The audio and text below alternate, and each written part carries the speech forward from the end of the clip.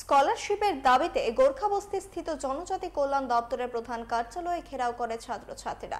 অভিযোগ, 2023-24-এর স্কলারশিপের টাকা এখনো দপ্তর থেকে দেওয়া হয়নি, ফলে লেখাপড়া করতে সমস্যায় পড়তে হচ্ছে পড়ুয়াদের। একদিনের মধ্যে স্কলারশিপের টাকা না দেওয়া হলে বৃহত্তর আন্দোলনে যাওয়ার হুঁশিয়ারি দেন তারা। আমাদের যে স্কলারশিপ 2023-24 বর্ষের যে স্কলারশিপ, সেই স্কলারশিপের টাকা আমরা এখনো পাই নাই। কারণ আমাদের এখানে এর আগেও আমরা এখানে এসে মিলিত হয়েছি, আমাদেরকে আশ্বাস দেওয়া হয়েছে ডাইরেক্টর সাহেবের তরফ থেকে।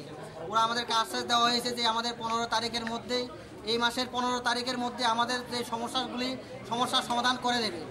এখনও আমাদের সমস্যার সমাধান করা হয়নি। তখন আমরা বলেছিলাম যে আমাদের সমস্যার সমাধান যদি আপনারা 15 তারিখের মধ্যে যদি না হয়, আমরা বৃহত্তর আন্দোলনে যাব। ওই একটা স্বরূপ আমরা আজকে সবাই মিলিত হয়েছি। আমাদের ডাইরেক্টর সাহেব বলেছেন যে আমরা শুনতে পেরেছি সাংবাদিক সম্মেলনের মাধ্যমে, আমরা দেখতে পেরেছি নিউজ পেপারের মধ্যে যে উনি বলেছেন আমাদের স্কলারশিপের টাকা কেন্দ্র থেকে অলরেডি দেওয়া হয়ে গেছে, 50 কোটির মতন টাকা আমাদের এসে গেছে। তাহলে এখন অবধি আমাদের টাকা দেওয়ার ক্ষেত্রে বিলম্বতা হচ্ছে কেন? কারণ আমরা যখন স্কলারশিপের জন্য ফর্ম ফিল আপ করছি, তখন আমাদের ফর্ম ফিল আপ করার পরে আমাদেরকে স্টেট লেভেল থেকে, ডিস্ট্রিক্ট লেভেল থেকে সব কিছু ভেরিফাই করা হচ্ছে।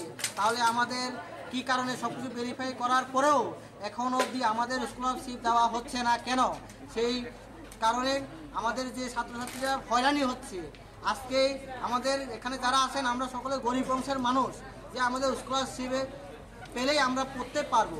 তাহলে আমাদের উপজাতি কল্যাণ দপ্তর যে এখানে লেখা আছে, আমাদের কার সাথে কাজ করছে।